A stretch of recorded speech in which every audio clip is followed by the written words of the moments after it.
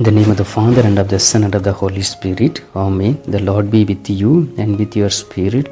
A reading from the Holy Gospel according to Saint Luke, chapter 11, verse 2 to 4.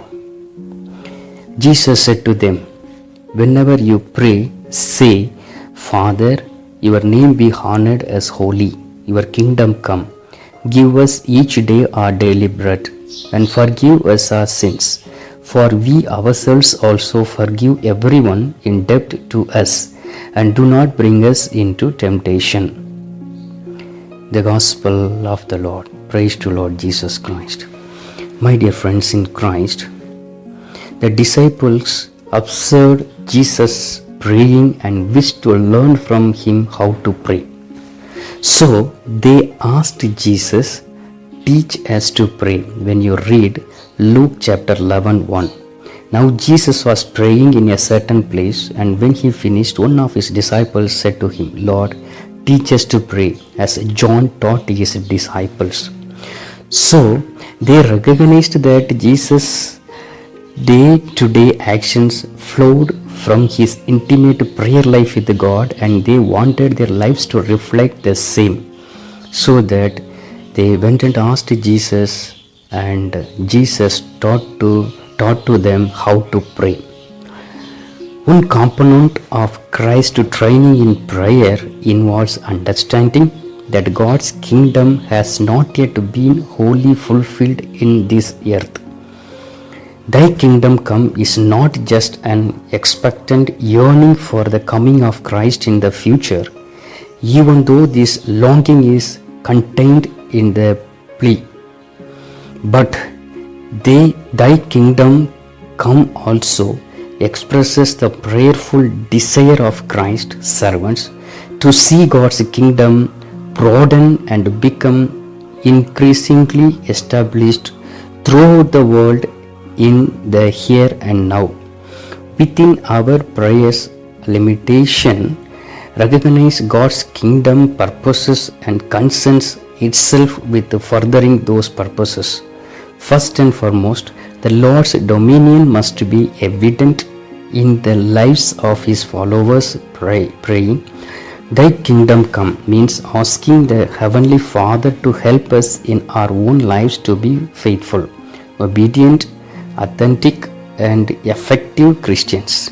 We spread God's kingdom not only with words but also through our actions and the observable qualities of our character. When we read Matthew chapter 7:16, you will recognize them by their fruits, or grapes gathered from thorn bushes, or figs from thistles. My dear friends in Christ, we can find out the fruits, how the fruits is tasty or not. If the fruit is tasty, the tree is bearing more fruits. Really, they are with God. And we also know from the scripture that God wants all sinners to be saved. When you read Ezekiel chapter 18:23, "Have I any pleasure in the death of the wicked, declares the Lord God, and not rather that he should turn from his way and live?" So in Christ's model for prayer, we have confirmation that intercessory prayer for the salvation of souls is a worthwhile endeavor. Praying, "Thy kingdom come," is the same as saying, "Dear Lord, please open the hearts of my loved ones, friends, co-workers, and neighbors to receive your gift of salvation in Jesus Christ." God's kingdom will expand as more people turn to Christ for salvation. They enter the kingdom when they come to know the crucified King of that kingdom. People need the gospel. Another way we seek the establishment of God's kingdom in the here and now is to pray for aspects of God's nature to be revealed and known in the world.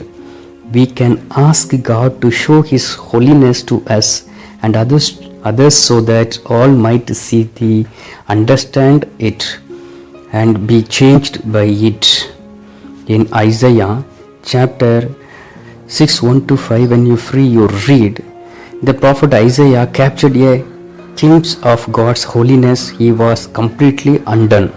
So overwhelming was Isaiah's experience that he saw the glory of God's holiness filling the whole earth. Verse 3 speaks about these things.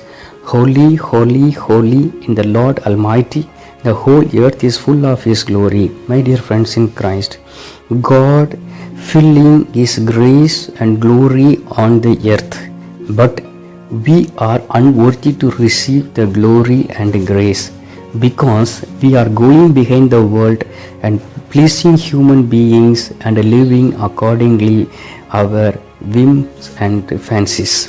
When we pray, Thy kingdom come, we ask God to shine on His light into the whole world so that others may respond to Him with awe and reverence. Jesus is the light of the world who breaks through the darkness of sin by His work on the cross.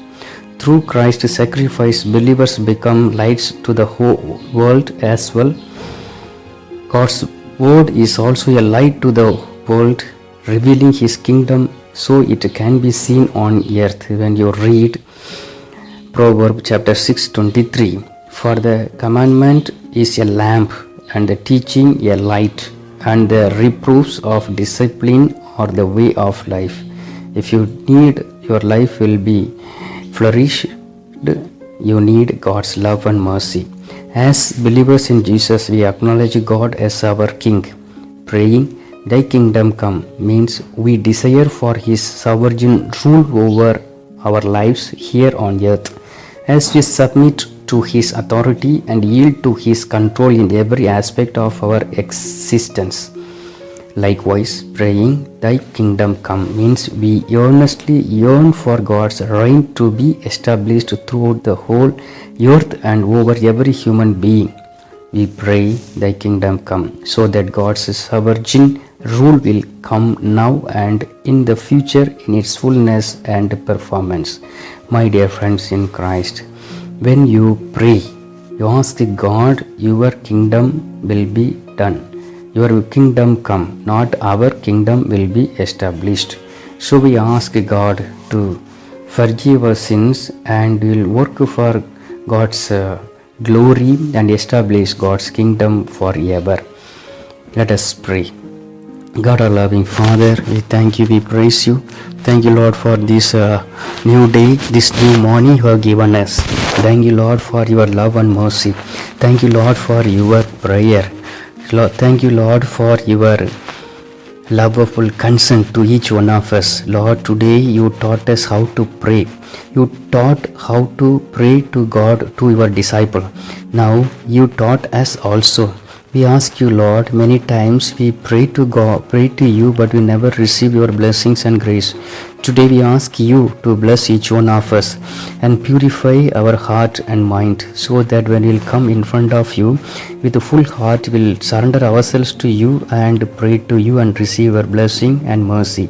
We make this prayer through our Lord Jesus Christ, Your Son, who lives and reigns with You in the unity of the Holy Spirit, one God, forever and ever. Amen. Our Father, who art in heaven, hallowed be Thy name. Thy kingdom come, Thy will be done on earth as it is in heaven. Give us this day our daily bread, and forgive us our trespasses, as we forgive those who trespass against us, and lead us not into temptation, but deliver us from evil. Amen. Hail Mary, full of grace, the Lord is with You. Blessed are You among women, and blessed is the fruit of Thy womb, Jesus. Holy Mary, Mother of God, pray for us sinners, now and at the hour of our death. Amen. Glory be to the Father, and to the Son, and to the Holy Spirit, as it was the beginning, is now, and ever shall be, world without end. Amen. O most Sacred Heart of Jesus, have mercy on us. Mary, our Mother, pray for us. And Joseph, pray for us. All angels and saints, pray for us. In the name of the Father, and of the Son, and the Holy Spirit. Amen.